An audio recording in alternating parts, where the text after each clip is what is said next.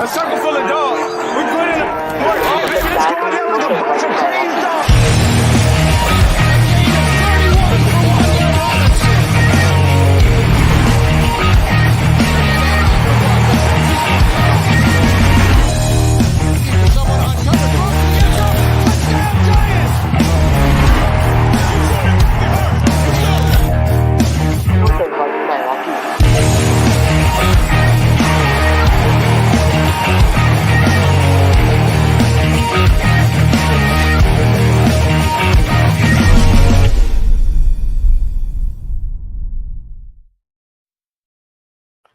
Boom. What's happening, people? Welcome to another episode of Giants Rush, where we talk about, well, New York Giants. 52 weeks of the year. And if you haven't noticed, the Giants are 0-2. There's plenty to talk about, plenty to cry, whine about. There's a little bit to celebrate in there, but not a whole lot. So we're going to get right into that. We got Anthony in the house from Empire. We got Spartan Mike. We got Joker. We're going to get all you guys on here in a second. So week 2, not what we expected. 0-2. 10 times, people. 10 times in the last 12 years, we have gone 0-2. So this is definitely not our first rodeo. We've been on this plane trip for quite some time. Thanks for tuning in. Let's bring in some of the guys. I'm going to bring in Spartan Mike. Yo, what up, Greg? What's up, dude? Not much, man. Good to be back. Yeah, man. Good to see you. Plenty to talk about. Yep. I know we're all going to have some varying opinions. I brought in Anthony because we want to. Well, first of all, Anthony has been, covering the Giants for a long time. Him and I have been talking a little bit of golf like a couple months ago. I hooked him up with Truth, so we're hoping maybe his golf game has gotten a little bit better. Pretty much at this point, even if his golf game was bad, it wouldn't be as bad as the Giants are. Let's bring in my guy here. Let's bring in Sean. Sean, what's up, buddy? Hey, Craig, how we doing, man? Question is how you holding up? Thanks for asking. So I'm home. Father's in the background listening. I'm doing tonight's show in honor of my mother who passed away last week. She was a huge Giants fan, huge fan of the show, watched it every time she can. So yes, tonight is in honor of my mother. And yeah, man, like heavy hearts all the way around. We're definitely sorry to hear the news. As a group, we definitely want to do something, in honor of her. So let us know what we can do there. Appreciate and super excited that your dad's hanging out, right? I mean, we love that. So, look at you, and you got the Huff jersey in the back. Yeah, it's my dad's. My mother got it for him. This signed Sam Huff, authentic Sam Huff jersey.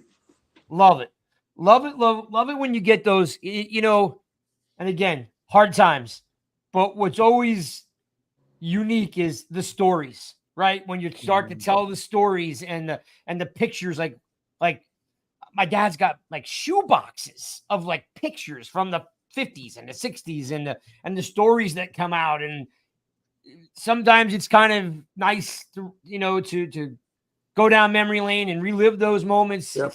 It's a sad reason why, but sometimes, you can really appreciate someone's life. So cheers to mom. And she's in a better place. You guys cool with talking some Giants football?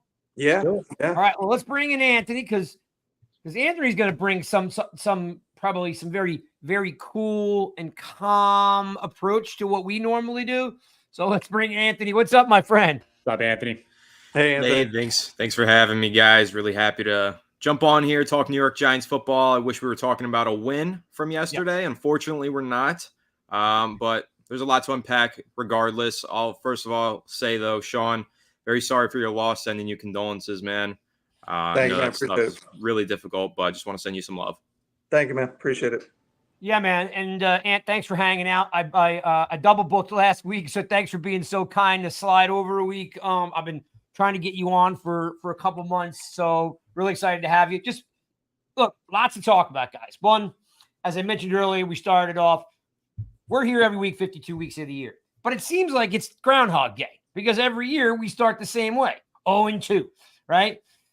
We've been doing this now between the website and the podcast. You know, it's been 10 years with the website. It's been 6 years with the podcast. It's been 4 years in this incarnation, and we still have 0-2, right? 3 touchdowns. Didn't even give up a touchdown and still lose. First team in NFL history to do it. So there are some things we're going to need to address, and as Anthony said, unpack. So glad you guys here are hanging out with me. Let's start off with. I mean, I'm going to start off with, in general, guess what would be some fair things to talk about that are positive. They're small, right? But we're going to leave that 800-pound gorilla in the room, which is, of course, the kicker. We're going to get to that, right? But if I had to ask you, Spartan Mike, what I really, again, trying to unpack some good things, right? Singletary basically pops, right? I mean, he has that fumble, but overall, if we have a kicker, the defense makes a stop, Singletary kind of looks like the unsung hero here. You know, his nickname is Motor, right? Definitely ran hard. He's definitely he's a A-B gap type of guy. There's no dancing, right? He's hitting the hole fast, getting to the second level. Yes, fumble definitely kind of pours some cold water on it, Spartan. What's your opinion on what Singletary did yesterday? I think he had a terrific game. And I think what was impressive was, and I've been saying this for a long time, is I advocated for the departure of Saquon Barkley. I thought it was best for the team because they were spending a little bit too much time trying to build around him. And as long as he was there, they weren't focusing on what you had to do in the NFL nowadays and focus on developing the pass game. Now, I always advocate, Craig, as you know, I've always advocated that even though I didn't think Saquon should have been here, I still value the running game. And you can still have a very strong running game. These teams that have won Super Bowls may not have had the best running back in the last 20 years, but they still had pretty strong run games, right? When you got, you go forward and it's 3rd and 3 and you do a run play, you got to get the first down, right? Singletary went out there and did absolutely everything that I talked about. And a lot of that was blocking. A lot of that was him. And just overall, I mean, the Giants had a pretty effective run game. And it was good to see that in the post-Saquon era because that was one of the biggest concerns going into the season.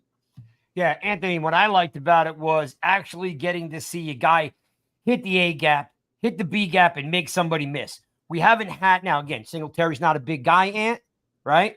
But love seeing some downhill running. We haven't seen that in quite some time, and he makes guys miss. So tossing it over to you, just what's your overall, thoughts on what Singletary brought to the table yesterday? I mean, I thought he looked solid. He runs well between the tackles, as you kind of alluded to there, and he did make a few people miss. I think he gives the Giants pretty good stability in their backfield. He's not the home run hitter that Saquon Barkley was a couple of years ago. He's not going to give you those home runs from 70 yards out probably, but if you need 5 yards a pop, he's pretty good at that. And that's really where the best NFL offenses thrive. When you have a running back that can fall forward for 5 yards at a time and just be consistent and reliable for you in that way, those are the offenses that find the most success throughout the entirety of the season and into the postseason. So I really like Singletary. I thought it was a good signing. I, as well, Spartan Mike, I advocated for the departure of Saquon Barkley. I thought that this was a roster that had too many holes to pay that much money to the running back position, unfortunately. As much as I loved Saquon Barkley and enjoyed watching him play, especially in his prime a couple seasons ago, I did think this was the right decision for the Giants. And ultimately, I think that so far through 2 weeks, they've got to be pretty happy with the signing of Singletary. He's looked like a really good back for them. Love that. And you know what, Ant? What I'm kind of hoping happens is the development of the running back by committee, right? Where as we get into the season, whatever happens, good or bad, I'm hoping that there's a development of Gray and there's a development of Tracy and a development of, just that three-headed monster, right? We've had some success with it in the past. And I don't know what your thoughts are. I know those guys didn't get a lot of snaps yesterday, but again, you don't have that lead back, right? It's not that home run hitter, but still kind of feeling like there's a lot of room here to have 3 guys get carries. Yeah, I agree with that. And I think that as the season kind of goes on, those younger guys will get the carries. But right now, as they're trying to find their identity as an offense, stability is really the thing that they're looking for. And like I said, that's what Singletary brings them. And when you're putting in a rookie or a second-year player in Eric Gray into the lineup and giving them significant touches, you don't always know what you're going to get. But with Singletary, you know what you're going to get. And so I think that as the season goes on, and if the losing trend continues, and if we're looking at 0-6, 0-8 down the stretch, if it gets that bad, yeah, we're going to get a lot of Tyrone Tracy and we're going to get a lot of Eric Gray because we need to get a closer look at some of these younger guys. But right now, while they're trying to be competitive and control the clock, control the game from an offensive standpoint whenever they can, I think you have to roll with that lead running back in Singletary just because, again, on every single down, you know what you're going to get. Love it. Let's see who's in the room. What's up? I'm just going to give a quick shout out to everybody popping in here. I see you guys filling in the room. I see Jay. I see Jake. I see Daniel. I see Richard. I see you guys popping in here. Thanks for hanging out with us. We're here every Monday, 8 o'clock, 52 weeks of the year, talking Giants football. So we appreciate you guys hanging out with us. And, of course, you can also find us on Apple Pods, Amazon, Stitcher, Spotify. So if you guys happen to be walking the dog or going to the gym, take us along for the ride. Sean. Yeah. Not just Singletary. Happens to be another guy that happened to pop yesterday, which to give you some, I wouldn't say stability, but excitement, I would say. Singletary, as Ant said, gives me that stability. Okay. We didn't really know what to make. I mean, unless you watch a lot of Texans football or a lot of Buffalo football, you didn't know what to expect out of Singletary. Right. If you're at all alive and have a heartbeat, Malik Neighbors can ball. Right. Yeah. But he yesterday, listen, last week was, I still can't quite wrap my arms around what Dable was doing last week, or I don't know, maybe everybody had first game jitters for all I know. I have no idea. Yesterday, we see a different set of plays being called, definitely focused on getting the ball to Neighbors. What's your thought on Malik yesterday? I mean, that's what you want. That's what we got him for, right? The offense was supposed to revolve around him. So maybe Daboll was not going to rust off, and all plays in 2 years. So maybe he was rusty week one. But, yesterday's what you wanted. He had 18 targets. He had, over 100 yards, however many receptions, the touchdown. So the offense needs to revolve around him. And again, he had the 1 4th and 2, but he's a rookie, right? He had that big drop, but he's going to learn from that, and he's going to be better from it. You like the answer that he gave from that. But again, the things that I saw are things that can't be taught. He had those deep hitch routes where he felt the corner on one side, spun to the other side, got 15 extra yards, 2 times of that. That's things you can't always teach, right? So that's what you want to see. And the more he gets comfortable in this offense, the more and he wants to be fed the ball, right? And that's what you want. So I loved what he showed. I'm excited about him. And I think as the season goes, he's just going to get better and better. But, his football IQ, his intuitiveness, like those are the things that stood out to me that, again, those are things you can't teach. You either have them or you don't. What I liked about it, honestly, was we saw it in the preseason, guys. We saw there was a little bit of chemistry starting to develop, right, between Jones and him. The Lions came to town. He went 16 for 17, right? Again, I get it. It's a different element, right, in preseason. But there was one play, and Jones was going down the sideline to Neighbors a couple times, right? One time off his fingertips, one a little bit too far. But the one I thought was really cool, just because we haven't seen it, right, was taking a chance of throwing it over the safety, over the corner, underneath the safety. Neighbors is in between them. The corner turns around and makes a great play. Corner sticks his hand up and knocks that ball away. And what I loved about it, and I know, Ant, you break down a lot of tape and a lot of video. Love to see that play if you're cutting up clips. Is watch the body control from Neighbors, right? He turns around, sees that ball's going to float a little bit, right? He controls his body, comes back for the ball. That was a catch. That was a dime. Great shot over the corner, under the safety, which we've been bitching at Jones not being able to do. Threads it perfect. That corner didn't even see the ball. His back's to the play, right? He puts his hand up and knocks that ball away. Great play by him. He misses that ball. That's exactly what we've been looking for. Again, and that's a high IQ play. You got to give him a lot of credit for saying, all right, hey, I got a time to jump. I got a corner in front of me. I might get hit. There's a safety on my back. Love the fact that he's a mature player. Yeah, he's disappointed. What was his quote? I let my team down. Okay, he's a little, he emotional on the sideline. Plenty of guys do it. I've seen plenty of guys tossing their helmets and stuff like that, right? But what did he say? I let my team down. I mean, that right there was like, how could you not like this cat? I let the veterans down too, not just the team. I let the veterans down. So that's something you don't hear from a young guy, right? So that's impressive right there. Yeah, and then he named a couple guys. I don't remember exactly who he named, but he named a couple guys, probably his closer friends on the team. But like just in general, Spartan. Anything here you want to add on Neighbors? Because there's some. He did everything. He did everything that was expected of the pick. He went out there and balled out. He looked like the true wide receiver one, and that's all that we could ask for. I do want to take this time to just say though, Mike Francesa's comments really pissed me off today about Neighbors. He said something about him being selfish, which I mean, it'd be one thing if Neighbors said nothing at all, and even then he'd be wrong. Neighbors went out there and took responsibility for a loss, which he absolutely did not have to do that because it wasn't even true. They wouldn't have scored on that play, right? But he did it anyway because that's what a good teammate does. And so for Francesa to go out there and call him a worrisome, potentially a selfish player, that really ticked me off. Francesa, I mean, that drove me off a wall. Well, you know what? Here's the thing. Why start that? Why even start that snowball? Right? I mean, like, it's unnecessary. Like, we joke around here that, like, I'm the elder statesman. Cold likes to make fun of me to get off my lawn, right? We have those jokes all the time. That was just dumb, right? Well, because as a player when we need to, right? But, I mean, that was not I don't know where he was coming from with the Neighbors comment. Again, it's Francesa, right? Like, he's thinking about, like, look, when Odell got here, we all loved Odell. Odell balled for 5 years with no problems or 4 years with no problems, right? And don't get me wrong, Odell grew overnight. It wasn't just Odell in this country. It was Odell in all sorts of countries, right? The best catch I've ever seen. He's in Spain with the soccer players, right? Like he got international stardom right away out of the gate, right?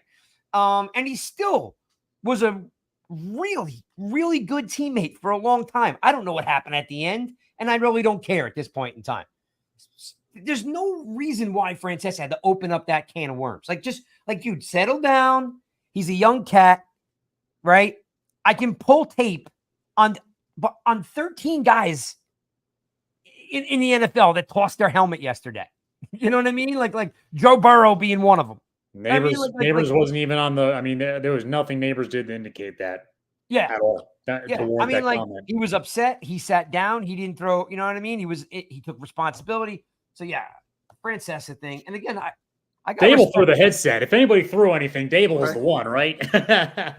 Listen, show me more of that from everybody. I want to see more people pissed off when you lose or something like that happens. Give me more of that. Give me fire. Give me passion. Give me care.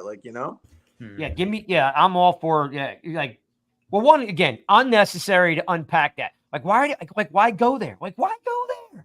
Right. It wasn't like after the game he was like pounding his chest. Anyway, more to come for Neighbors, right? I mean, didn't end the way we wanted it to on that catch, but that's small in comparison to the body of work that he put out there from 1 o'clock to 4 o'clock, right? I mean, he made the most of every opportunity we had. And was going to ask you on, were you happy with the play calling, the selection? Because it did look like they went out of their way to get him in space, get him a lot more one-on-one. And then when he was double covered, Jones threw it 3 times. Yeah, I'll say one thing that I want to add on the point of the drop and kind of the fallout of it. I loved everything that he said to the media. I thought that he demonstrated an incredible amount of maturity and accountability for especially a kid his age. I think that a lot of fans forget he is 21 years old and like just recently turned 21 years old. He's very young and he's going to be emotional and he's going to be passionate. That's a good thing. And the take that I added on Fireside Giants today was that I think that drop is the best thing that's ever happened to him because that's going to light a fire underneath Malik Neighbors, and he's never going to let that mistake happen again. He's one of those players with a competitive spirit. It's a good thing that mistake happened in his second career game in a season that we kind of all knew was going to be up and down, right? Yeah. We didn't think that this was a Super Bowl team. If he was making this drop or this mistake, say, in the postseason, it's a whole different animal. But it's happening in week 2. He's learning this lesson now early, getting it out of the way. And that's going to help him so much over the course of the rest of this rookie season for him and the rest of his career. So I'm not saying that it was a good thing. I wanted the Giants to win that game. I wish he made that catch. But at the end of the day, it might be a blessing in disguise long-term for the confidence of Malik Neighbors and just that drive and hunger that he's going to continue to play with now because he didn't make that one play, despite making every other play that he was asked to make. And to the point of the play calling, I read that Brian Dable said it was actually Neighbors calling a lot of the plays. He was collaboratively picking a lot of the plays that he wanted on the sideline, speaking with Dable and saying, I want this, I want that. That's how you'll get me the ball. And they were running them. And I love to hear that.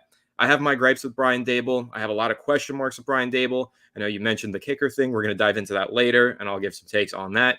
But one thing that I give credit to Dable for, he does have a way of connecting with his players. And I think that yesterday's performance from Neighbors and the fact that Neighbors was collaborating with Dable on the play calls, that kind of demonstrated that ability that Dable has. So that was encouraging. I think they did a great job giving him opportunities to get the ball in space is really the key here, because Neighbors at LSU was just incredible after the catch. He could turn nothing into something, and we saw that on full display yesterday. I think we're going to continue to see that through the season. The only thing that I ask is that we could start hitting him on some of those deep shots because he is getting open. There were a couple opportunities out there for Jones to put one on him.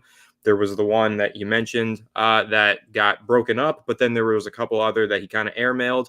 Once they get that connection down, they get the timing down on those deep passes.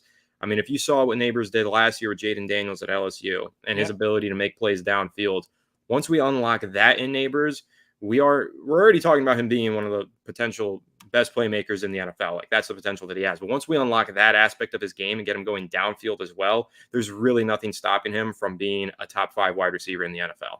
And what we all need to remember, Spartan, is the fact is that, like, he's not whipping up on just any corners, right? There's going to be a curve to playing against NFL corners.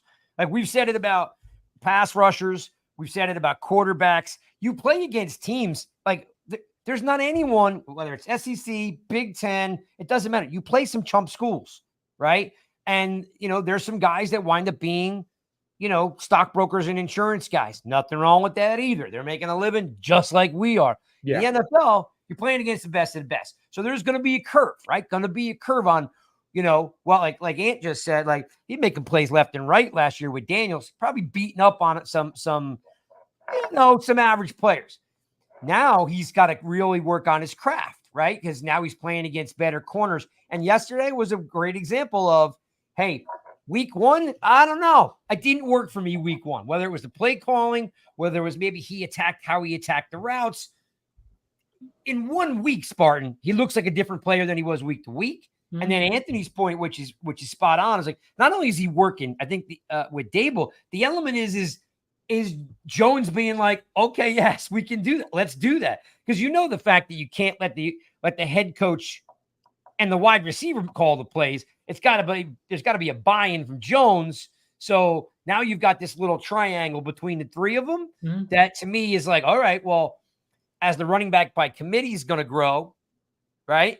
This triangle of Dable, Neighbors, and Jones has a potential to grow. What's your thought on that, Spartan? Yeah, I think so. I mean, I think that's certainly the goal of the team is to have that coordination. And, I appreciate an offensive-minded coach that's working the abilities of their player and letting the players speak for themselves. I mean, Neighbor knows himself best. So does Jones. He knows himself best, right? They know what they're comfortable with. And so if you put these players in that situation, in that true teamwork, like atmosphere and driven goals, they're going to have some success on offense. And you already see it. I mean, when you put Neighbors out there, he's so impactful and so hard to cover that the defenses have to focus on him a little bit more, and it opens up areas of opportunity for other receivers as well as the running game.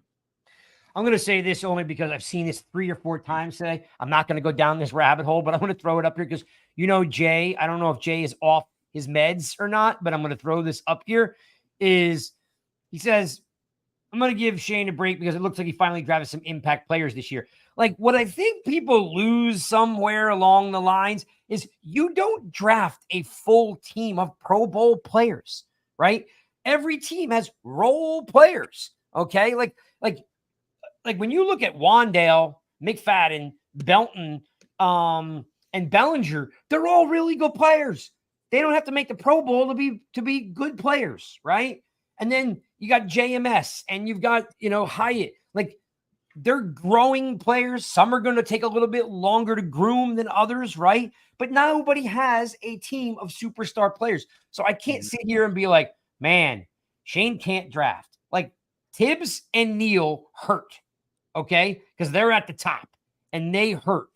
But I'm not going to kill the guy for drafting McFadden, Bellinger, Belton, Hyatt, Wandale, JMS. And now, I mean, holy smoke, is Phillips good? Holy smoke, is the cat good? Right? So I don't know. What is Bellinger good at? Well, let me see. Before he had his eye socket broken, the guy was on pace for 800 yards receiving and 6 touchdowns. Like, and then last year they made him into a blocking tight end. Like, Bellinger again, he doesn't have the opportunity. We could say, what's Theo good at? Theo had a ball thrown to him 2 weeks ago and dropped it, and then he had 45 snaps yesterday. Didn't catch any balls. So we don't know what they are. All I'm saying is that, like, they're all good for something. Cold in his typical self says, what's Bellinger good for? I love you, Cold. But, like, again, you can't draft all Pro Bowl players. So I just wanted to make sure I got that off my chest, because everybody's like, he's terrible at drafting. I'm like, well, what kind of drafts all? Dude, have you ever seen Belichick's history of drafting players? It's not great. I mean, like, it's just not great. You take Tom Brady off that team, I'm not sure they win many Super Bowls. So, impact players. Yeah, guys make impact in different levels, dude. The kicker plays 6 times a game. Do we think it's an impact player now? Right? So, guy makes one big catch.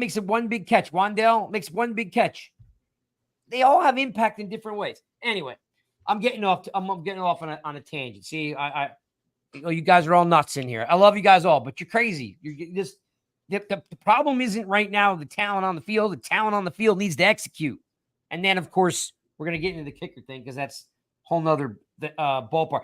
Ant Jones, I know you broke down today all Neighbors' catches, right? On the other end of that, Ant, is Jones throwing him the ball. First series, Ant, I don't think it was 9 minutes long. They had the ball for Washington going down the field, something at least close to that, 9 minutes, somewhere in there. Like, Jones didn't have a lot of opportunity. What'd you think about Jones yesterday? I thought he played good enough to win the game. He was a lot better than he was in week 1, though that wasn't a very high bar to hurdle. Listen, week 1 was an absolute disaster. It was like pretty much all of the flaws that we recognize in Jones and all of our concerns with him realized in one game. And then in week 2, I think that he did a really good job of limiting mistakes. He didn't have any turnovers or any turnover-worthy plays even.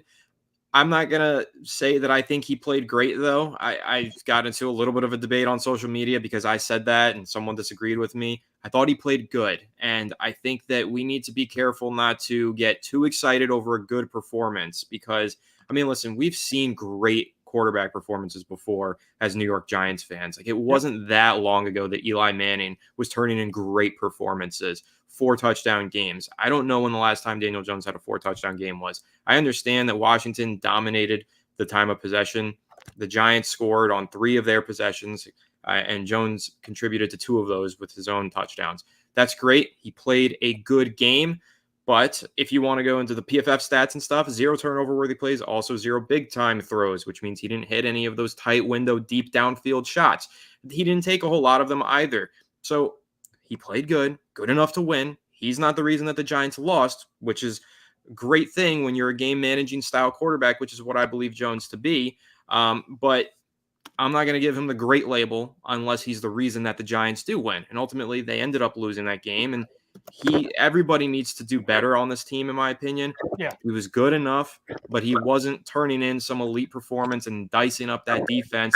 83 of Malik Neighbors' yards came after the catch. That's 65% of his yardage was produced by himself. And I understand the quarterback has to deliver him the ball on time and accurately in order for him to do that. But when the majority of those yards are coming after the catch, sure, it's a great job scheming of Brian Dable. And again, the quarterback did his job, but I can't say that this offense ran because of Daniel Jones. Therefore, I'm not going to give him that label of great in this game. And I don't think anybody's looking for that. All I think most realistic fans, like Spartan hates him. Spartans hate him since they drafted him. Spartans hater. But besides Spartan being a hater, we still love Spartan, Mike. But what all I was looking for was, dude, don't be as bad as you were last week.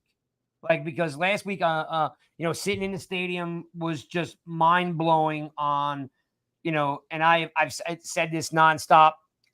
If you saw last week's show, or for some of you guys that, were tuning in, like, there's definitely an issue. And this isn't about Jones, and we're not going to get lost in the Jones thing, right? We don't need to. But the biggest issue I see always from Jones, and Chris and I and Sean and I have talked about it, is this open set choice routes by the wide receiver do not work with Daniel Jones' skill set. Waiting to figure out what break the receiver is going to make. The ball comes out of his hand late 9 out of 10 times.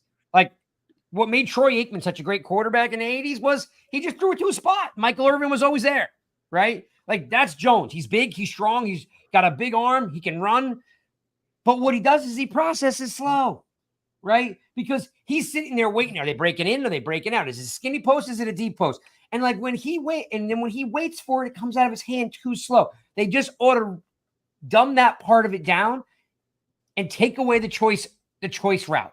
The leverage route does not work for Jones. And by the way, from a mechanic standpoint, I said this, Sean, I said this all last week, is when you throw the ball in the dirt, it's a mechanics thing. I read the route wrong. I'm trying to adjust mid-throw, and the ball goes down. Like, you don't throw the ball in the dirt because you can't throw. It's because you're trying to change the trajectory of the throw in mid-throw, right? And the only reason why you're trying to do that is because you read it wrong.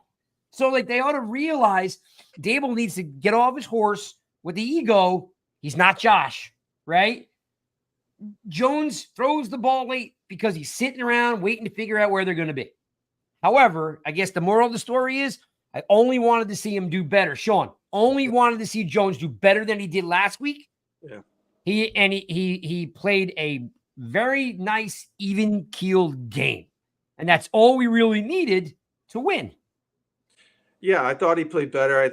I really can only think of 2 or 3 bad throws, and they were all on the same drive. Like the wide receiver screen, he threw a real bad play on third down or first down. Yeah. The decision to throw it to Wandale triple covered as opposed to throwing it to Neighbors on the cross, bad decision. I did like he threw it deep because here's the thing, and Spags has come out and said this. Flores came out and said this. They're going to take away the deep ball because they know Dable wants to throw it deep, right? So, but he threw it deep, even though it didn't, there wasn't a chance of completing it. He wasn't going to throw a 50-50 ball, turn the ball over. I'm okay with that. But he threw it deep, at least to give the threat that they were willing to look deep. And that's what I liked. And that's what I saw was different from week 1 to week 2. I want to see that again next week. I don't remember too many throws that were behind the receivers or in the dirt like there was week 1. So his timing was better. His anticipation was better. And so whatever it was, whether they simplified things with the receivers or whatever they did, again, when you look at his numbers, receiving yards are down across the league right now. Defensive coordinators are adapting. There was only 4 300-yard passers yesterday, right? Everybody was in that low range. Chargers ran for 200 yards, right? Like, this is what is happening. Defenses are going to take defensive coordinators are going to take away the ball over the top. They're going to make you take what they give you. And then you got to take your shot over the top. So this is what's happening. D quarters has. So I'm opposed to, don't just look at the stats, look at the game, look at what was done, move the sticks, get extra things. And again, they had 7 drives only, and they only had the ball for 22 minutes when Washington had it for 37 minutes. There's not a lot of things you can do, right? But again, much better than week 1, but I want to see it next week and see if he does it against Cleveland. So, Sean, I want to see your smiling face. You need to tip that camera or that laptop up so I can see your face. Okay. There you go. I've been looking at your beard for the last 10 minutes. I didn't want to lose the Huff jersey. No, I can still see it fine. It's perfect. The other thing that I like, guys, and we don't got to drone on about it, is Tuto is in the house. Thank you, Tuto. Throw that up there. Thank you. Gotta love Tuto. He's an OG. I love the fact that you actually got to see, and again, I know Ant does a great job at breaking down, like, hey, here's the 11 catches from Neighbors, or here's the 18 passes from Jones. Like, I actually really enjoy that, by the way, Ant. I love the fact that I really do. So kudos to you for that. I'm a huge fan of it, right? Mm-hmm. Because it helps me process it all in one place. I don't have to, because if I start watching the all 22, I start going over here, and then I start going over here. So I really do appreciate it. Guys, make sure you check out Ant Fireside and Empire. He does great work.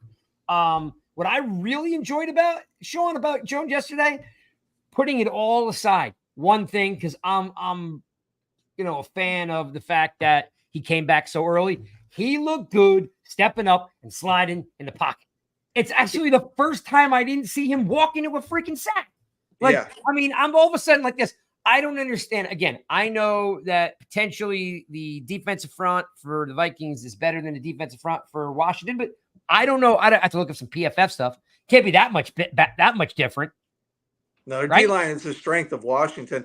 The other thing I'll add to that too, Craig, and I forget, I don't know if he was like number 1 or number 3, but he was 10 plus yards air throws, which everybody complained, hey, he only throws the 5 yard. He was throwing the ball deeper. So people think deep, you got to throw it 40 yards, right? But if you're throwing 15-yard outs, 20-yard hitches or whatever it was, like his air time was 10 plus yards, which is a big adjustment, big improvement for him. So that shows me some progress there as well. Yeah, I'm just glad to see, on a knee that's got operated on 10 months ago. He just look, at the end of the day, even that fourth down throw to Neighbors, right? He scrambled, looked like he was going to try to run for it, stopped, plant, threw a great pass to Neighbors on 4th and 2, right? Question is, and all you guys could jump in on this one, like, Washington's definitely like feisty. Like, how many helmet hits didn't get called yesterday? I mean, the dude clearly hit Neighbors in the head. Jones got hit in the head probably twice. I was like, dude, if he gets hurt running, I'm gonna be pissed. I'm like, why is he running for these 4th downs? What the heck? Anyway. I did notice there was a lot of helmet to helmet hits. But Spartan, throwing it at you. Talk to me about the O line. Freaking line, literally. Like, hey, Spartan, 32, ranked 32 in the NFL last year. If these guys come in and rank 25, even, like, I'm happy. Like, that's what we said, right? Progress. And actually, the passing PFF thus far has the Giants ranked as the 6th best offensive line in football in the passing. I actually do not have the stat on running, but I'm not all that upset. It's clear that the passing is a little bit better than the running offensive line. But Carmen Brisillo, listen, the Giants have to figure out a way that no matter what administration they move on to, similar to what the Eagles do with their offensive line coach, you just force them on the next administration because you can't let them walk out the door. Yeah, but you've already assumed that the next administration is going to happen. This offensive line is looking so good and improved. I mean, we've been waiting for this day for 12 years. It wasn't actually 2011. We didn't even have a good offensive line that year. 2010 was the last time the Giants truly had a great offensive line. So the fact that we're seeing that improvement and we're seeing that all these guys can relatively hold their water, I mean, at the very least. And JMS, I mean, there was a guy that we were was going to be a bust, and now he's looking like a formidable offensive lineman. I'm very happy with the offensive line situation. I mean, how can you not be? Yeah, they move real well. But by the way, you slipped very passive-aggressive in there. I noticed that passive-aggressive move. I just want you to know we all picked up on it. Yeah, we all caught it. We all caught it. We all caught it, dude. We're not. I was talking, and you cut me off. Administration. Yeah, we next, caught it. We're gonna spoken like a banker. Spoken like a banker. Administration. Totally. I mean, listen. I'm not saying that they give up on Dable at the end of the year, but if they ever move on from an administration like the Eagles have, I mean, that's what I was alluding to. Like, look, if there's one guy you want to keep, and Michigan State just did this with a receiver coach. They kept him from the previous Giant MSU regime, but they kept Courtney Hawkins because the receiving development has been incredible there, right? Like, that's one thing that I think they should just keep note of, because what Brisillo has been able to do in 1 year is incredible. I mean, again, we were the 32nd ranked offensive line last year. just remember something, like the difference between us and the 31st ranked offensive line was substantial. We were a horrible offensive line, one of the worst ever in football. Horrible. Yeah. Yeah, And Craig, I know you're going to go to Anthony, so I don't count. But can I just take a moment to get some flowers and mention that I talked about the difference that Priscilla would make, and people said coaching doesn't matter in the NFL. So I just want a moment to get some flowurs to recognize that we had Pugh on the show and he said that, right? You remember that? I mean, even Pugh like I took so much heat about coaching doesn't matter in the NFL. Everything in there. So I just wanted to take a moment to get some flowers. So now you can go to Anthony. Sorry, Anthony. So Bill, who hangs out with us every single week, says, watching the game, but I saw Anthony was on. I had to check in. Bill, what do you mean? You're with us every week. So were you blowing us off this week? Because listen, I'm glad Anthony's here. I've been trying to get Anthony on for a couple of weeks, and then I mistakenly was a dope Bill and double booked last week. So that was on me. But what are you trying to say, Bill? You're with us every week. You were not hanging out with us this week. But you're making up with it. Look, Bill comes with the cash. I will give him credit. He comes with the cash. So we love Bill. And yes, Sean, all kidding aside, we've all had our crosses to bear. We've all had guys with things that we've wanted to instill, change, or burn down.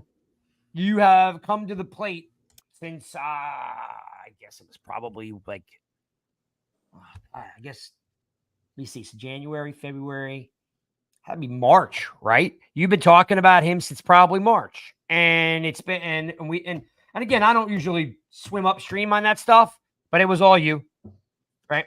Without a doubt, all you, dude, and like, because you don't have any hair, my hat's off to you, dude. My hat's off to you. And no, all kidding aside, no, it's awesome. Priscilla is making a big difference. So is, like Spartan just said, like JMS, holy cow. Illuminor, holy cow, right?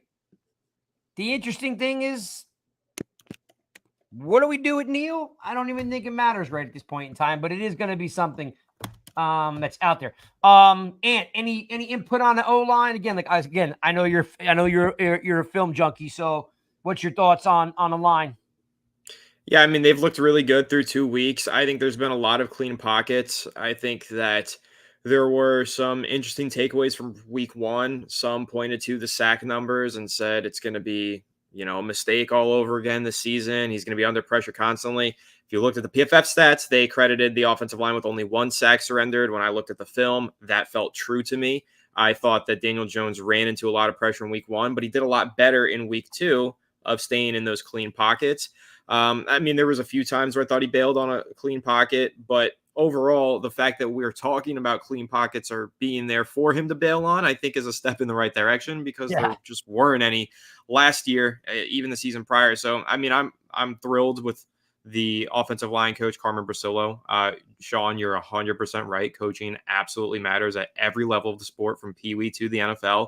Brasillo makes a huge difference, and that's been demonstrated time and time again. As Spartan Mike pointed out, the Atlanta Falcons actually did that this offseason. They had an offensive line coach that the Giants tried to interview, and they blocked the interview, even though they fired their head coach and reset everything. So some teams do that, and they really do value individual coaches on their staffs and make sure that they stay no matter which administration stays in or leaves. It doesn't matter. Some guys you just can't let go. Carmen Brasillo might end up being that guy for the Giants, because he's finally righted a wrong that we've had for about a decade now, as we've all said. So it's really exciting. No, we didn't get the resurrection of Evan Neal's career this season, but I don't really care, because we're getting stable and solid offensive line play, and that's what I care about. We're seeing John Michael Schmitz take steps. Jermaine Illuminor was a great signing. I had question marks about John Runyon, but he's looked really solid. Greg Van Roten, he's been a career journeyman and fringe starter, so I don't expect him to be all that great, and he hasn't necessarily been amazing, but he's been good enough. And that's the key difference here that I think a lot of Giants fans need to appreciate. We're getting some guys who are playing at an average level right now, which is such a vast improvement over below average in the NFL. At the NFL level, when you're talking offensive line play and you're getting worst of the worst, once you move up to average, that's really all you need. Average can take you as far as the Super Bowl.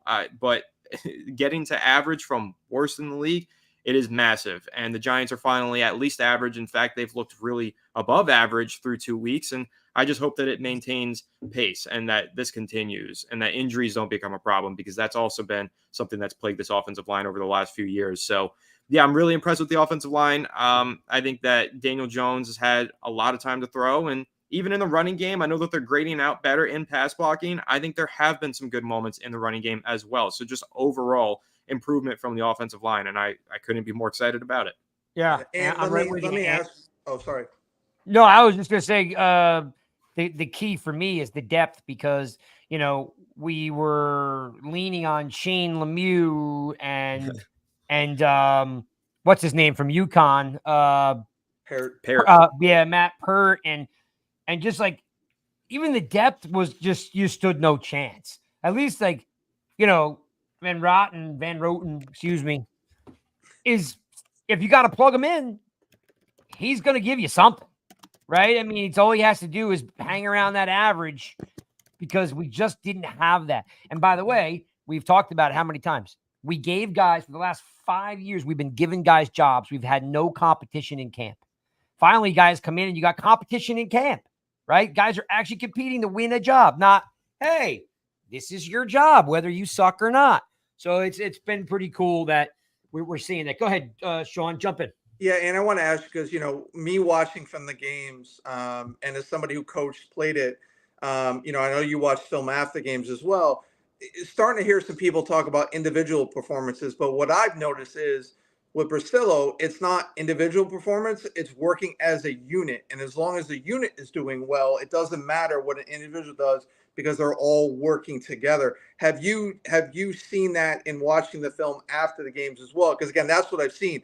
They're more hip to hip, they're more in sync to communication. So we should worry less about individuals on the line, as opposed to now we should care more they're working together as a unit. That's absolutely 100% right. I think that they have way more cohesion. They're playing as a unit for the first time. Alex and I were saying this on Fireside Giants recently. The cohesion is something unlike anything that we've seen from the Giants offensive line in years. Even talking about some of these running plays, I think that you can really see cohesion in the running plays, maybe even sometimes more so than the passing plays when you're looking at the film, because when they're running, say, a duo blocking scheme, you can watch those double teams form and you can watch those guards get to the second level, or John Michael Schmitz has actually done a very solid job of getting to the second level through these 2 weeks. And that's where you see that cohesion really shine, to me, is in the running game, as well in the passing game, but the run blocking has been improved due to that cohesion. And yeah, so I think that's a great call out and a great point to bring up. This looks like a unit now rather than a bunch of ragtag individuals. But the last point that I'll make on that, this looks like a unit because this is 5 players who have been playing together 2 straight weeks, and they practice a lot together and all lined up together in the preseason. Got to stay healthy, because once one of those guys is out of the game, if there is an injury and another guy plugs in, you lose that cohesion and you lose that continuity. And it's kind of like starting not from square one, but pretty close. So staying healthy is going to be really important for this offensive line. Spartan, Mike, you and I talked about this, Spartan, right? Yeah.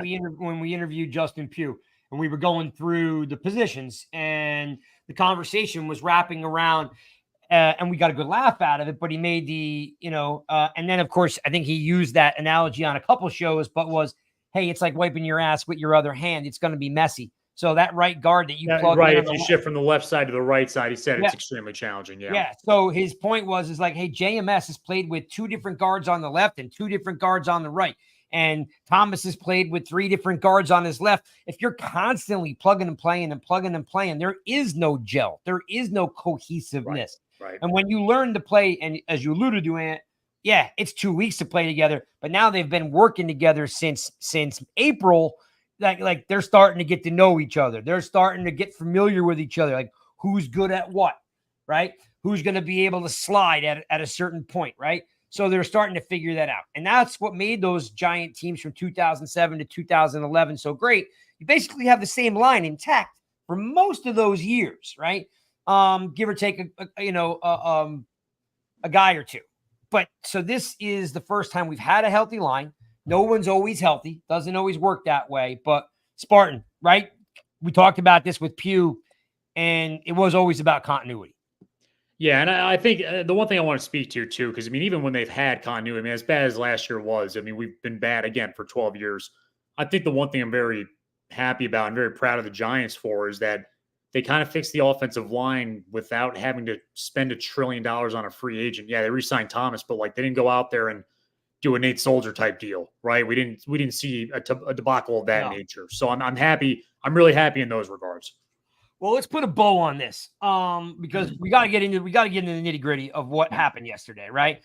We had a fairly productive offensive day from the running position. We had a nice breakout game from Neighbors. Jones had a nice, and steady game, made some nice throws, missed a couple, but overall, what an improvement from week to week. The elephant in the room, or the 800-pound gorilla in the room, is two specific things that happened that should not happen. Okay. The first thing is that, and Sean, I'll start with you. Yeah. Is the defense needed to make a stop. Red zone defense, hooray. Popsicles for everybody, right? But look, you needed to make one stop. You didn't let them punt. You needed to make one stop. Christmas. And listen, we talked about it. Okereke is definitely a slow starter. He got here in Wink's defense last year, and we were like, whoa, what is happening with this guy? I literally said I have to eat crow because for the first 3 weeks, I'm like, this guy don't fit. And then he turned out to be the best player, on a team last year, right? So he's kind of starting off in the same spot, a little bit slow. And that might so we got to give him a hall pass because that's what he did last year. It may take him 3-4 games to get him. But this defense is not tackling. They are whiffing in air. Isaiah Simmons didn't play one snap, and then you put him on the field list yesterday, and god awful he can't tackle. Just over pursuing guys when there's someone in front of you that's already got the angle, Sean, right? You got two guys taking the same angle. Well, one's got to take the cutback, and one guy's got to take the angle. So give me anything that's going to not make me, jump off my roof, because it's all I needed was one stop, and they could not do it. Yeah, and listen, people aren't going to want to hear this, but there's growing pains with a new defense coordinator in year one. Okereke talked about it today. There's growing pains. He had growing pains with Wink, right? Again, why it took him 4 or 5 games. So it's going to take a little bit of time, right? Again, you got to get the stop. I get it. You didn't get him off the field. They did have a drive where they stopped him, and then they got that BS, defensive holding call on Phillips where Ertz just ran him over, right? Ran him right over. Over. So that's a different thing there. If you're on the field as long as you are, you're going to be tired. You're not going to be able to make that stop when you needed to at the end of the game because you got nothing left, right? And they didn't play in the preseason much. So again, positives, they didn't give up any touchdowns. So the red zone defense is giving up, 21 points. You should be able to win that game. But I'm going to say, and it's going to piss people off. I can already tell it's pissing Spartan off. But there's growing pains. There was growing pains with Wink too in his first year. Wink gave up a lot of 3rd and longs. He gave up a lot of 3rd downs. The only thing that saved him was the defense eventually started getting turnovers. But this happens every year, every team. But it's multiplied with the Giants because we have sucked for so many years. But again, you got a new D coordinator, new scheme, new communication. You got young guys on that field too. Again, there's going to be growing pains. I give them 4 weeks before I start lambasting them. You get 4 weeks. The other problem that set it up is as soon as people said, bend, don't break, people lost their minds. They lost their minds when it said bend, don't break because nobody wants a bend, don't break. But he blitzed 31% of the time. They got 5 sacks against Washington, right? So could have been 6 if McFadden didn't blow it. Right. Yeah. It would have been 7 because one of the stats got taken away by that call on Phillips. Penalty, yeah. If I'm not mistaken. Yeah. Right. So I get it. There's reason for people to be upset. You got to get a stop, but there are growing pains. It is a new DC, a lot to learn. But go ahead, again, Spartan. You're chopping. Before I hand it to Anthony, because I really want to hear his thoughts on this. Sure, there's growing pains, but even in the first 2 weeks of Wink's defense in, let's say, 2022, we saw a defense that could find a way to get stopped, especially when they needed to. And I didn't see that at all yesterday. Look, we call it a bend, don't break, but if you're giving up a game-winning drive and you can't even find a way to get a stop, that's not bending. It's not bend, don't break. That's bending and breaking. And the other thing that I want to comment on too is how many times did they have them at 3rd and long and the Commanders would run like a Pop Warner style play, like a run up the middle or a QB sneak, and there's nobody to stop them. I mean, that was embarrassing. So look, I do agree with you. We saw Spags go out there in the first 2 weeks of 2007, and he gave up 40 points 2 weeks in a row, right? So you are right. I mean, this could be growing pains and it could click, but I mean, I'm not going to give too much of a pass. I mean, what I've seen so far is pretty sad, and he doesn't have the excuse of he's a new defensive coordinator. He's been a defensive coordinator before. Yeah, and I want to toss it over to you because I said earlier today was I'm not going to put all the blame in one basket, but they're at the second level in a blink. I mean, like they look either too small or too slow. Their offensive line was making holes, and they were at the second level in a heartbeat. So whether it's they don't have the personnel or they're I mean, because they got moved around. Robinson was at the second level in a heartbeat. So, what's your thoughts on we just don't have the defensive front personnel? Or is it that guys aren't grinding because of again, Burns and Tibbs, I guess a couple tackles, but what's your thought here? I think the defense needs to be better. But I think that I side a little bit more with Sean. And I caught a little bit of flack in our immediate post-game reaction yesterday when we reacted on Fireside Giants because I said that the defense did enough to win the game. And that's going to tie into, again, the conversation about the kicker. That's really where I place the blame on this game because the defense, while it wasn't good, surrendered 400 total yards from scrimmage, over 200 yards on the ground. The run defense is a major concern. It was bad in week 1. It was bad in week 2. Now it's a pattern. It needs to be fixed in week 3. So, yeah, Shane Bowen has to get that sorted out. The players also need to perform better, but they did enough to win. They didn't surrender a touchdown. When it got into the red zone, they tightened up. Yep. And, when you lose a game and you only surrender 21 points and all 21 points come from field goals, you can't really blame the defense for that, in my opinion. So, while they weren't great and they have a lot to clean up, there are growing pains happening here, as Sean said, and they also did their job. At the end of the day, they kept the offense out of the end zone, so they did enough to win the game. They need to do their job better, no doubt, and they obviously have some standout performances, like shout out to Drew Phillips. The guy looks like a stud. Obviously, Dexter Lawrence is amazing. I thought that Burns was a little bit better yesterday against the run. He had that sack that was wiped away. And Thibodeau was a little bit more active as a pass rusher. He had 5 pressures, I think, according to Next Gen Stats, whatever. McFadden made a difference. He had 15 tackles. Mm-hmm. He led the team in tackles. So yeah, he looked from great. Week to week, that made a difference. But I'm not saying, again, we didn't look great. But at least I thought they played the run a little bit better. But not enough to make a difference. But I do agree with you, Anthony. They did do enough to win the game. I actually think both the offense and the defense did. So, I mean, the kicker is going to be the crux here, and we got to get to that. It is. And the one thing that I'll say, though, on this defense is it kind of reminds me of the conversation about that offensive line, how we talked about in the past they weren't playing as a unit. Now they're playing as a unit, and look at how things are going for them. I don't think this defense is a unit just yet because we just talked about all these great standout individual performances that we saw. McFadden looked great. We saw a great standout performance from Drew Phillips. Pinnock, I know his PFF grade was low, but he had 2 sacks somehow. There were some standout moments and performances, but overall as a unit, something is not clicking just yet. But that just takes time. I think they just need a little bit more time to gel.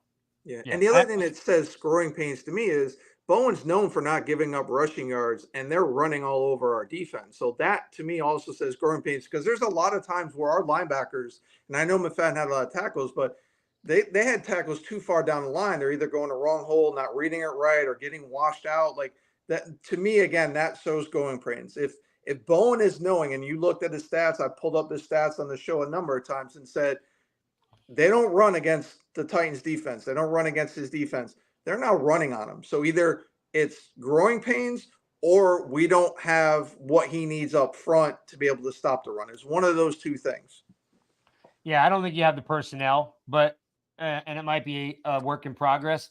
I just don't think you have the personnel. And Cold put in the comments here. And again, it's just a blast from the past, but I'll always say they miss a guy like Leo. They just don't. They just a lot of you guys in the fan base ran Leo out of town, but he was perfect for this team. And they don't have that. Nacho's a nice ancillary player. Well, that's one position they still haven't addressed really in the last 3 years at all is the defensive end situation, right? I mean, that's the one outstanding one.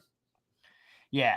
All right. Putting a bow on all that. You make a stop, you win the game. But what they didn't do, and everybody's chomping at the bit to rip into this subject. And I got to tell you, it's interesting for so many reasons, right? For one is, as you know, Gano gets hurt. We don't have a backup kicker on the bus. We can't kick field goals and extra points. The Giants lose.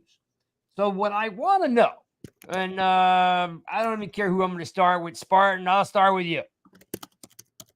Here's my quick take. Mm-hmm. It's got 3 heads. The first one is why is Gano chasing a guy down the sideline? You're the kicker.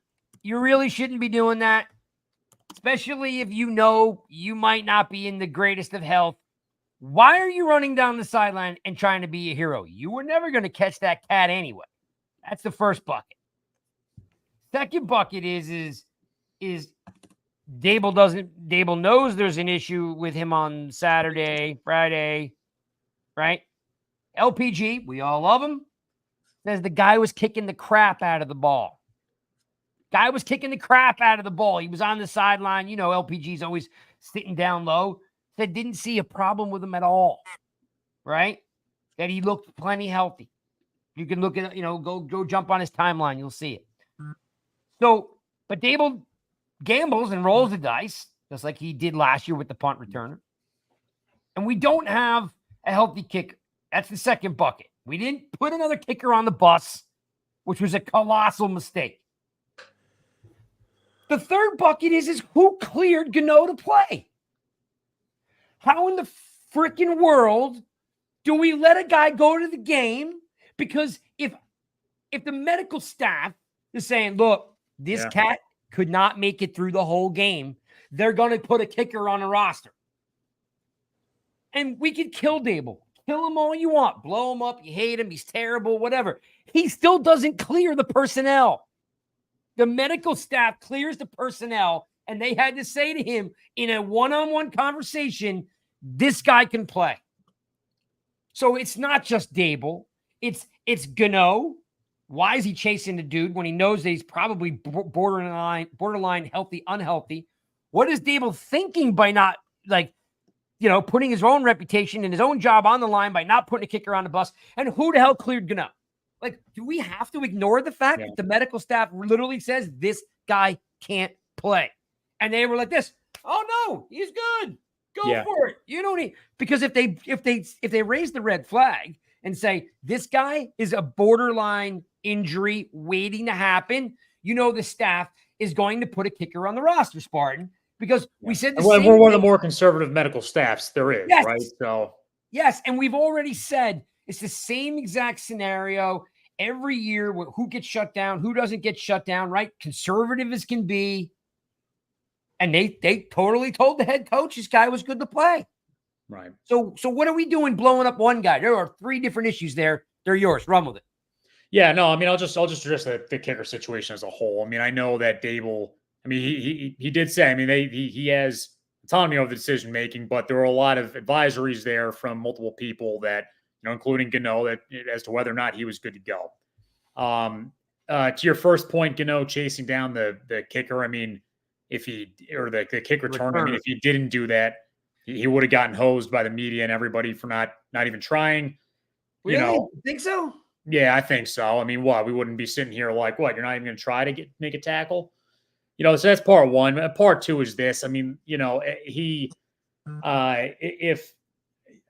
one of the good points that's been made is that, he had a groin issue, right? And there's something else. There's actually the other leg that got hurt. But I still feel like at the end of the day, I mean, if you're going in hurt, you're going to be walking and running on that thing a little bit more favorably and a little bit more awkwardly. And so it's going to impact the risk for injury, I feel like, on the other side of the leg. But yeah, ultimately with the Giants organization, I just feel like the minute that you have a kicker that's at risk of an injury, it's probably best statistically to just not even try, get a kicker to backfill and go from there. So I really do wish they did that last week. And I guess one of the bigger shames of it too is, and this is more of a sense that, our punter Gilliam, he comes from Australia, right? and they have punting academies there, but they don't practice the kicking like some punters in the NFL do have kicking experience in high school at least, and they're able to at least go in there and backfill. But, we didn't have that option. So the Giants really should have been a little bit more considerate to that end too. All right. I'm cool with that. Go ahead. Ant, jump in. Yeah, I think my main issue here, because listen, there were multiple ways that this could have been avoided, as you kind of just broke down. Totally true. You can blame Dable, you can blame the medical staff, you can blame Shane, you can blame Gano if you want for not, protecting his body on that kickoff. But at the end of the day, he should not have been on that kickoff. If he was not healthy fully in his groin area, then he should not have an opportunity to run a full sprint. You can have him trot out there as a place kicker and kick field goals and point afters. He doesn't need to be on kickoffs where he's in a contact situation. The punter, Jamie Gillen, did fine on the kickoffs the entire game. He could have been out there. Gano's health could have been preserved by just kicking as the place kicker. That is on Brian Dable. This is not the first time Brian Dable has made a mistake with Graham Gano's health. It's not the first time he's made a strange personnel mistake, just generally speaking. But this one cost him the game. And again, it's not the first time that he's cost them a game. So with Gano, he said that he was healthy, ready to play. I respect that. Go out there, you play. If the medical staff clears you, go for it. Give it the old college try. But it's on Dable to protect his players and make sure that they're not in a compromising situation. And by putting Gano on the kickoffs rather than just making him only a place kicker, he put him in a compromising position. And that, in my opinion, is why Gano ended up hurting his hamstring and ended up missing the rest of the game. Fair enough. I can completely see that. Like again, it's kind of like saying fire when people say fire Shane and put the Brown in there as the GM. And I'm like, they're part of the same brain trust. They're all making these decisions together as a unit. So I'm still under the impression that the medical staff and Dable are locked in on who can play and who can't. Because at the end of the day, it would be negligent for Dable to put a guy on the field that wasn't cleared. But I do, Anthony, like what you're saying is like, maybe if he was a little bit more in tune with the injury, he would have said, dude, you're not kicking off. You're just going to kick the extra points of field goal. So there seems to be a miscommunication between the medical staff and Dable. So I'm kind of putting it on both of them. I mean, he's a knucklehead for not maybe he didn't go out of his way to learn. I don't know. Sean, tell me. Like, I like Anthony's point. I do like Anthony's point, but it just seems like there's a total cluster here going on. Yeah, listen, I was thinking the same thing. Anthony beat me to it about, having Gilliam kick as opposed to Gano doing the kickoff. Like, that was dumb. I was all ready to rip into Dable. And then, Craig, you brought up the point that reminded me of how collaborative it is. So when I think back to when I was playing coaching, there's one name that we haven't brought up here that has a huge input, and that's the special teams coordinator, Gobriel. He's going to let Dable know as well. All right, listen, Gano's feeling a little this. I don't know this and that. So I'm going to put some blame on him as well, right? Like, he's with Gano. He's watching him in warm-ups. He's watching all those things. He's watching him on Saturday whenever he's watching them. So that input from the special teams coordinator, he's got to take some blame from your medical staff. Listen, how many times have people talked about, Ronnie Barnes? He's an awesome guy, done a great job, but he's not nursing back to health, but he is giving clearance, right? So we put it on him, we put it on that, and then we do put some on Dable. Greg knows we're not allowed to talk about. I got my wrist slapped pretty hard for that. Nice. Yeah, no, I know, and I know somebody. Yeah, I get because preventing injuries, but he is the one who's helping getting people back in. You know why all these Giants players are injured? No, you can't say that, but you can say he is responsible for clearing them. He is responsible for treating them once they're injured and then determining can they go on back to the field or how serious their injury is. But again, I'm going to bring it up that Gobriel, the special teams coordinator, plays a big role here as well that nobody has talked about. I do like it. I like all of it. I think all those points have validity. Anthony, where do they go from here? Because I know, they'll bring a kicker in, to practice this week. They'll they'll lick their wounds and say, we're going to wipe the slate clean and we're going to prepare for Cleveland. Where do they go from here overall? It is definitely 2 games that were winnable. However, then the Vikings also are 2-0. But where do they go from here? Like, what are they? Are they just another day at the office, or does they have to kind of speed this up? I think they have to start getting some wins as soon as possible. Once you get off to an 0-2 start, the conversations obviously begin, especially when, your regime that underwhelmed the season prior. Once we get to 0-3, it gets really dicey. If we make our way to 0-5, that's when jobs really do become at risk. And when you look at the schedule, 0-5 is realistic. Very realistic, just to put it bluntly. And it's a shame to say, but that week 2 game, the one that we just saw, was the most crucial for Brian Daboll to make sure that his team found a way to win that game. And the fact that he is the one who's being attributed the most blame for the team losing the game is really damning. And it's going to put him in a bit of a hole once we start having those conversations about the future and direction of this team in a few weeks, if we do have to have them. I mean, obviously the Giants can bounce back in week 3, surprise everybody, beat Cleveland. I don't think Cleveland is the best team. I think they are beatable. They've got a good defense, but their quarterback situation is a mess. So maybe they surprise us next week. Maybe the Giants somehow find a way to win. And if that's the case, then you just keep taking it week by week and you keep trying to stack wins and compound good days. But if you are 0-3, then you do have to start having more long-term conversations about the future and the direction of this team. And I think those start with Brian Daboll. Those continue into the quarterback position.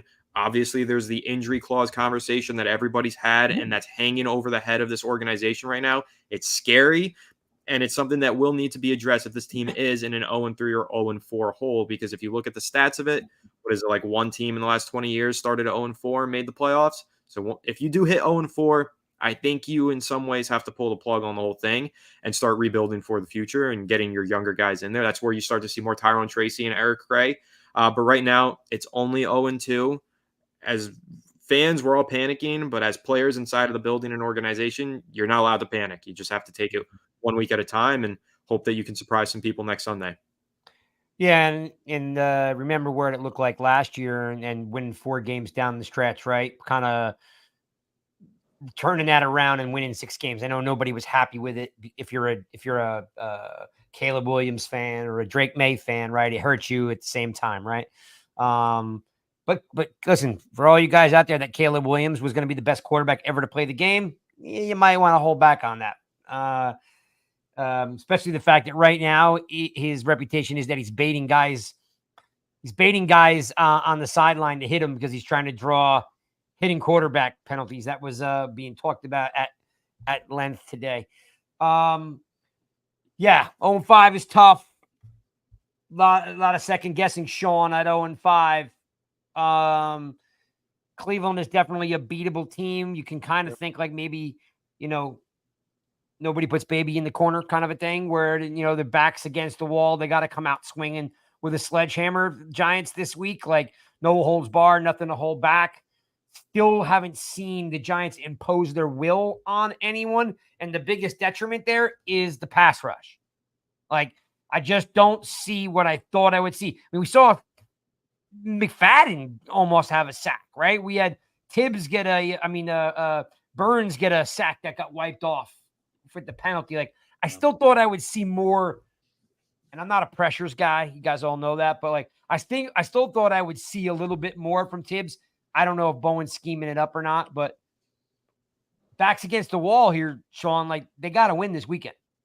Yeah, and again, like you said, Ant said, I mean, Cleveland is definitely, I'm not saying they're going to win, but it's definitely a winnable game when you see what they do.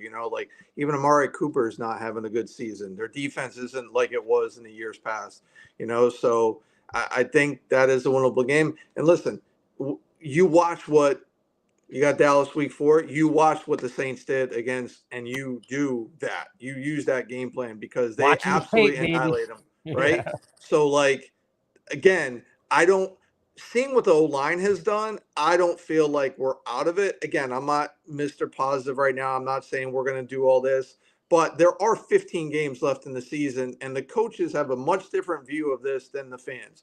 They view it in quarters, right? The first four, the next four, and so on and so forth. So some coaches view this as an extension of the preseason right now. So the fans are going to blow up more. Listen, I'm not happy. I want to make that clear. I'm not happy we're 0-2, but until we're out of it, I'm not going to be like, it's over, the season's a failure. What they need to do is they got to have the offense play good and the defense play good at the same time, because we haven't had it. So you had offense play shitty week 1, defense play shitty week 2, or not great week 2. Now week 3, all right, you get them both together. Let's get a win. Spartan, what do you got for me here? Because is this a if you don't win, it's over, you want to flush it?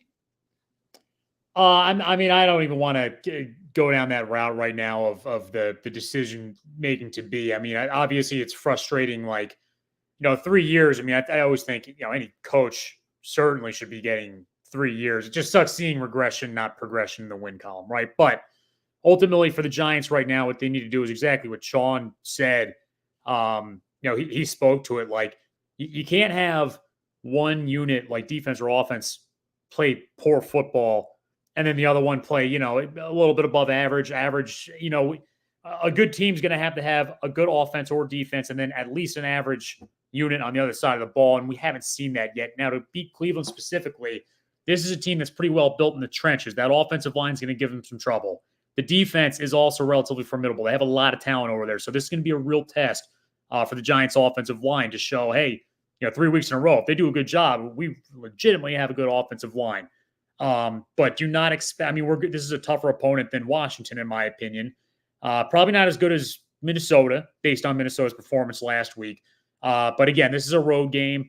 I will be there, by the way. If anybody in the comment section is going to be in Cleveland, reach out to me. Would love to get together before the game or after the game. But the Giants, I think one of the keys here is on defense. Just make sure that you have guys in the right spots there. Coverage-wise, it just seemed like there's a lot of misplacement.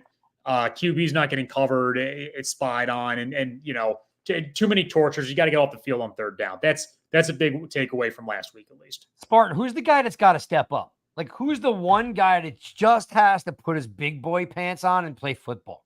Who's that one guy? One guy. I'm going to give. Who's the one guy you're just like, man, like you're getting paid to play. You got to play.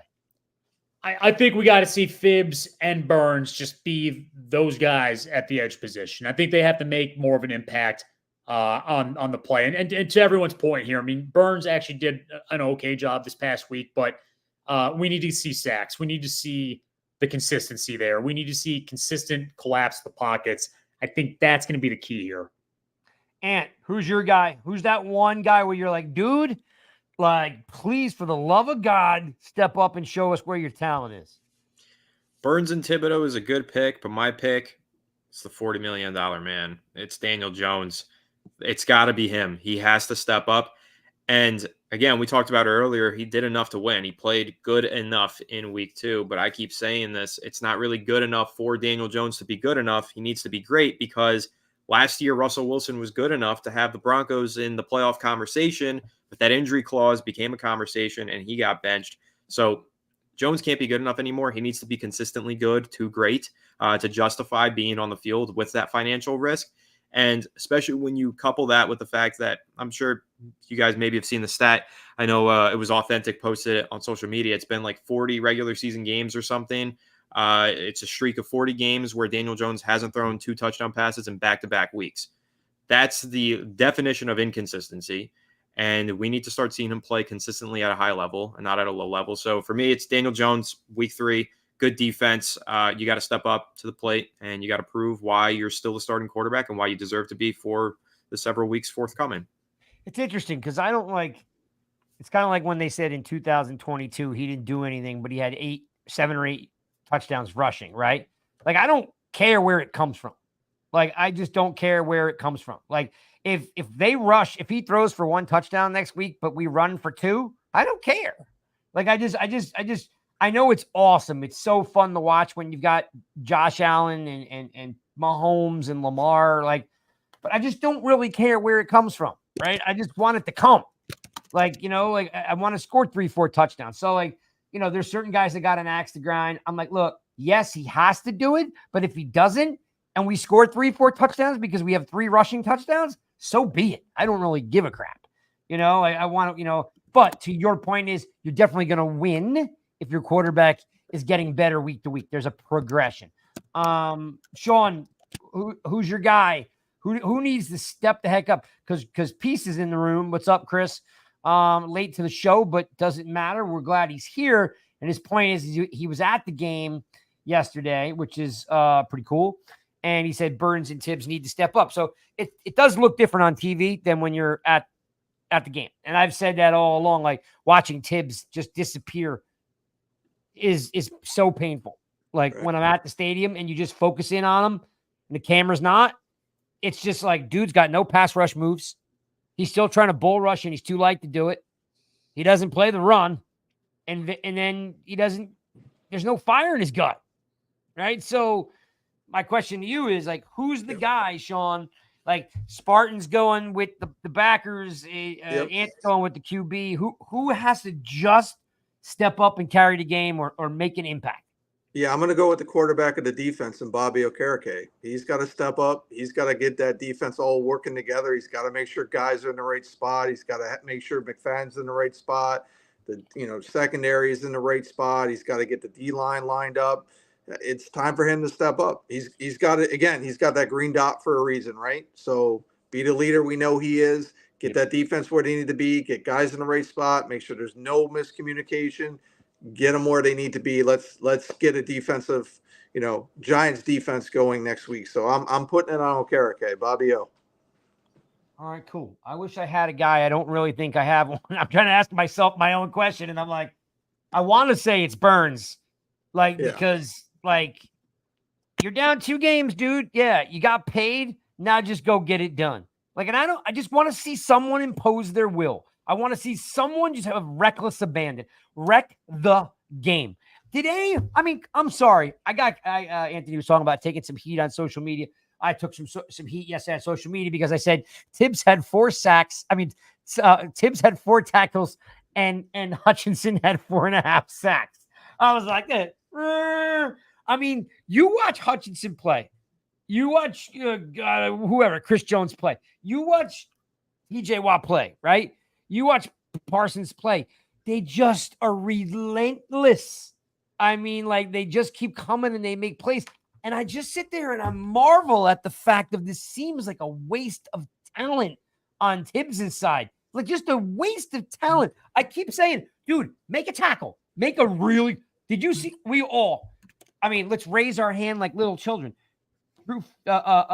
Phillips made that tackle, shedding a block, scraping off a block, and made an inside linebacker tackle in space. I was like, woo! I was like, that's how you do it, dude. I've never seen Kayvon Thibodeau do that ever.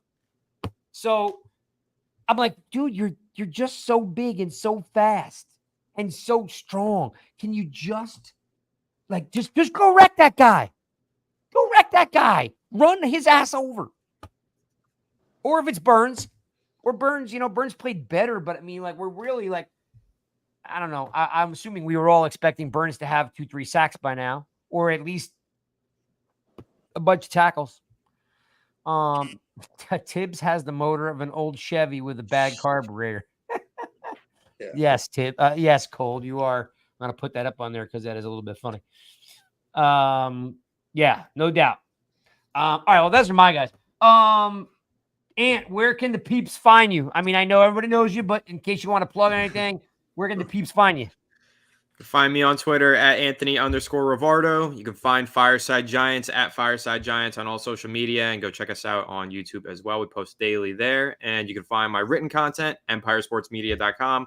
Guys, thanks for having me. I had a lot of fun tonight. Yeah, Thank man. you. Love to have you back, dude. Always sure. appreciate it again. And the golf game, yes, no, better? Let me tell you, the golf game is a struggle, probably just as bad as the one that we are witnessing from the Giants right now. Well, again, I told you, the guy on our team, he does, he's been with me the longest, right? He does all the articles on nygiantsrush.com. We call him the truth, Michael Stewart. He's a golf pro in South Carolina. Like he's legit. Just hit him up, dude. He'll literally like.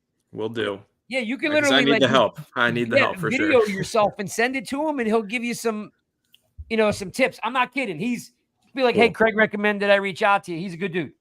Sounds good. Yeah. Spartan, anything we want to wrap this up with since you're very somber today? I know you're feeling down. All good. Hoping this team improves and we rebound from this. That's all. That's all I ask for. Well, Shawnee, we prayers with you. Glad your dad is hanging out. So glad that you guys could have this time together. It's a terrible circumstance. Love and prayers to you, my man. And Michigan State Spartans 3-0. But here's even better. This is even better. And I'll end the show with this. Yes, the Michigan State Spartans are 3-0. But the better thing is that my daughter got her first collegiate goal last week. There we go. Yeah. So Michigan State was playing Vermont, and she scored against Vermont, and then she followed it up with a great game against Ohio, and then a great game against Bellarmine, and a great game this past Sunday. And so I'm pretty stoked for me. Congrats to her, Craig. That's yeah, awesome. man. It is very cool to get that monkey off your back. It's unbelievable what these D1 athletes, how much schoolwork and Sure. athletic work they need to put in between the lifting, the film, all that stuff. So props to all those D1 athletes, man. They put a lot of work in. All right, guys. We'll see you guys next Monday. Rush Hour will be here on Wednesday, breaking it down with Chris and the Truth. When he's not helping people with their golf game, he's breaking down Wednesday nights, breaking down Cleveland. We'll be back next Monday, and we're out. Peace. Peace, guys.